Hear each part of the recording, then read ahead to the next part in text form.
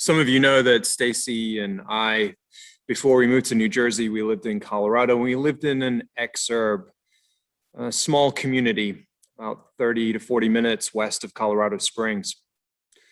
The neighborhood we lived in was full of dirt roads, lots of forest, homes on fairly large lots, 3 to 15 acres. Not all of them had been developed, so there was still a lot of forest land left in the neighborhood.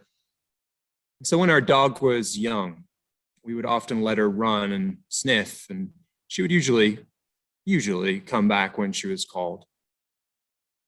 In the summer of 2008, we were walking along. Ben, at that time, hard to believe now, was in a baby Bjorn attached to my chest. Stacy and I were chatting away. The dog just off to our left. She was sniffing the ground and trotting along, not a care in the world. It's a gorgeous summer afternoon. Our dog, Georgia, she was just walking along and she blundered into a fawn. It was mostly hidden by the camouflage of the forest undergrowth. The startled fawn took off and Georgia obeyed every instinct in her body and chased deep into the forest, with us still back on the side of the road calling for her to return. We heard crashing of leaves and twigs for a number of seconds. Georgia, now quite a distance from us, we heard her suddenly yelp and then bark. And all was still for just a moment. We called for her again.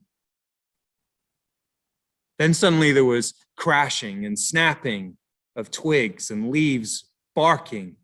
Larger branches now twisting and breaking. This cacophony started to approach us. We could hear Georgia barking and the leaves and branches snapping, and Georgia suddenly burst from the woods in front of us with the fawn's mother right up her tail. The whites of Georgia's eyes had never been more obvious as she faced what seemed like a certain demise. I held Ben as Georgia sprinted past me, about to turn my back, and the mother deer skidded to her halt right in front of us, all four hooves extended in a straight line, nostrils flared, head down. Can a deer be enraged? Oh, a deer can be enraged. Let me assure you of that. Georgia circled back, came to us quickly, basically stood on my ankles, all three of us now looking back at the mother deer who did not know what to do. That black and white thing belongs to you? That black and white thing that attacked my baby?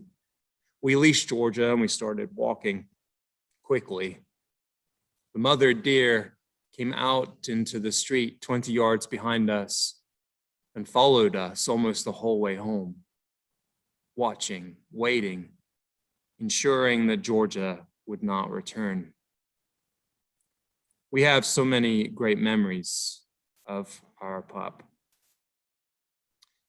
This is Georgia last summer in New Hampshire. Her last big vacation with us as a family. At one point in her life, she almost got into it with a bobcat. We had coyote pups born in our backyard in Colorado, which was not ideal. Georgia once stared down a black bear, which was just passing through. She hiked 14ers with me. She welcomed 2 children into our house with kindness. She loosely accepted the 3 different cats that were in our house at various stages of her life. And on Wednesday morning, we had to say goodbye. She was 14 and a half. She was supposed to go to our normal vet for some treatment, but it became clear early in the day that we couldn't wait for that.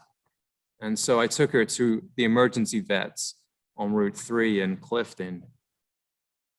They took her in and I sat in the parking lot waiting in the car because of the COVID protocols, awaiting news of what would come next.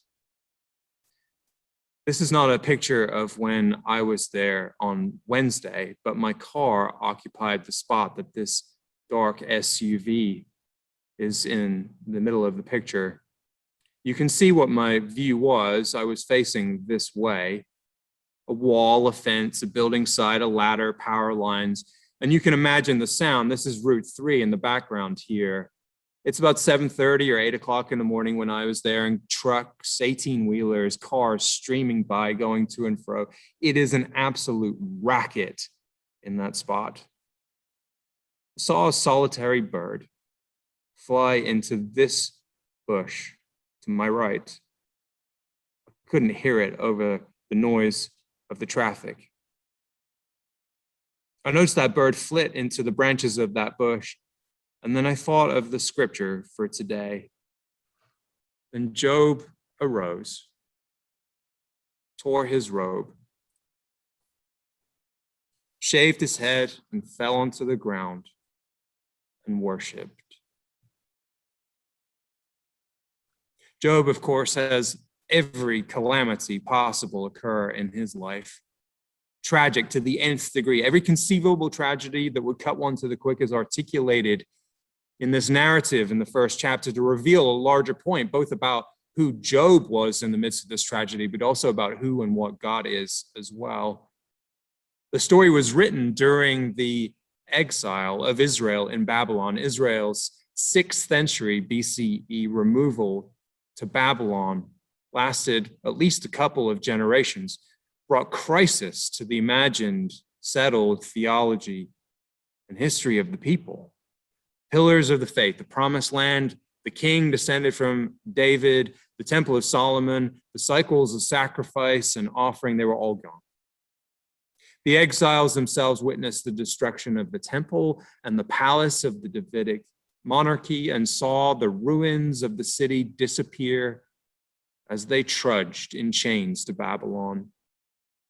The story of Job is, of course, the story of the nation of Israel. The story of Job is the story of how Israel reckoned with its own theology in the midst of tragedy. And so this intriguing narrative is spun for us. We are told that Job is the model devotee. He goes to the altar consistently, always far above and beyond what he is called to do, and makes sacrifices on behalf of all of his children. And yet the text tells us what we already suspect, but often fear. Sacrifice, ritual sacrifice, won't keep you safe. The text tells us so much more about Job, that he is the greatest man of the East, the greatest. He has people and power and possessions. None of those things will keep him safe. He's a man of deep moral conviction, and that does not keep him safe. He is a man who prays and prays regularly, and that will not keep him safe. If a God is a God of favors, you say the right thing and you do the right thing, if you make all the right burnt offerings and all the right sacrifices and say all the right words and don't get a favor in return, then what is the point of worshiping? What is the point of worship if that God won't stop your sheep getting burned up in the field, or as the text says, your camels from getting carried off by a bunch of Chaldeans? God won't stop a companion from getting sick. Why won't God stop that if you do all the right things? Why does Job worship after all that has happened to him and his family? What in this tragic narrative is the point? Is worship just for praise and thanksgiving? Is worship just for the moments when we feel good and right and whole? Is worship not for parking lots alongside Route 3? Only for mountaintops and desert blooms and beach sunrises? What is worship, and what is it for if it doesn't keep you safe, and it doesn't keep your family safe, and it doesn't keep your possessions safe, and it doesn't stop evil, and it doesn't prevent calamity? Can you remember the first time you worshiped? Maybe if you cast your mind back far enough, you can remember a formal experience of worship, a service, a prayer at the dinner table. For me, I can remember attending Catholic school in kindergarten and engaging in a service of some form or another. I don't remember what was said. I don't remember what was prayed. I just remember thinking as a 5-year-old that the nun with the glasses and the buck teeth that rested on her lower lip was the coolest person I had ever seen. And I would sit with my upper teeth resting on my lower lip in the hopes that I could be that cool someday too. But alas, that was formal worship when I was 5 years old.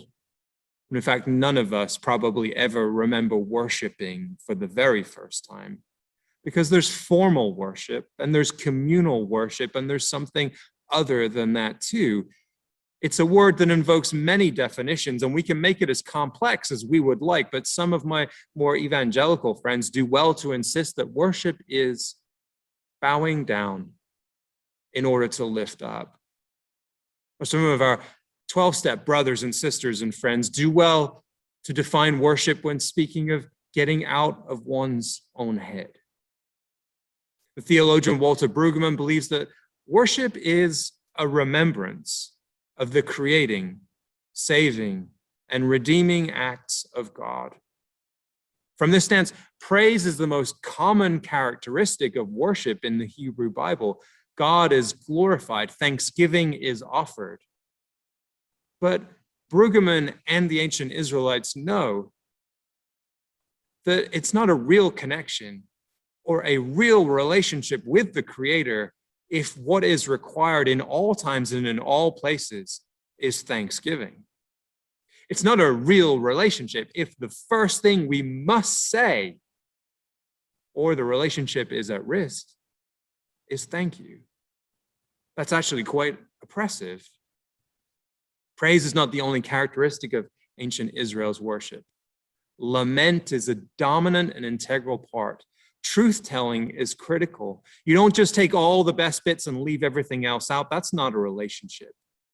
But you try to put things in their proper place.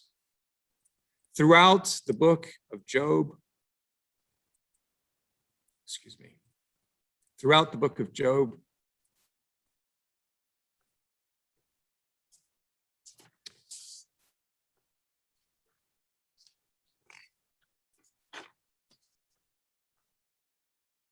and the entirety of the Hebrew Bible, a number of tensions emerge in the text.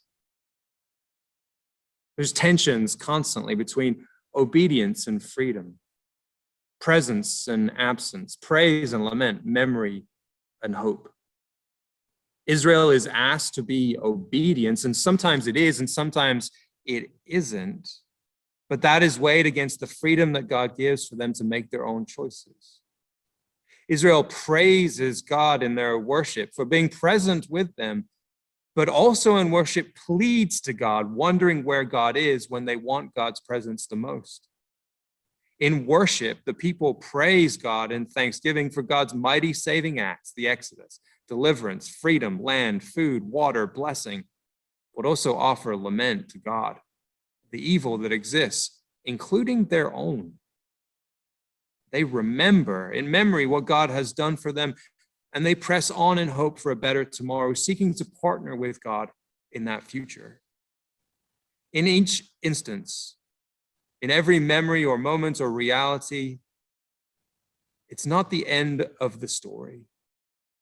Worship is a reminder that our gratitude is not the only story of the moment, that there is much in the world to cure. Our worship is a reminder that our praise stands alongside the pain of the world. And in our worship, we remember both God's presence and the times when God has seemed absent to us or to others. We remember the call to obedience, to be people of morals and convictions, while giving thanks that everybody has choices and freedom because of the way that we are wonderfully made. Yes, worship is bowing down to lift up, but sometimes that lifting up will be praise and sometimes it will be lament. Sometimes it will be because things have gone well, and in communal worship, we remember that ours is not the only story.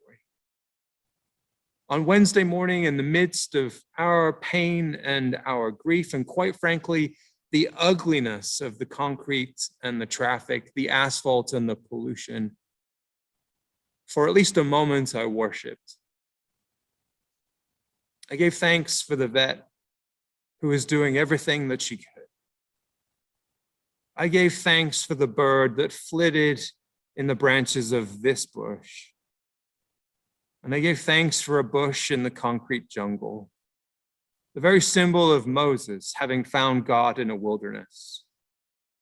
I gave thanks for Easter hope that even in this place, a parking lot in Clifton alongside Route 3 with the scream of 18-wheelers roaring in the background, when confronted with death and grief, then in front of me there were sprigs of life and leaves of green were still emerging. They did not take away the pain. They reminded me that even amidst the pain, love and life are everywhere. And I suppose that too was worship.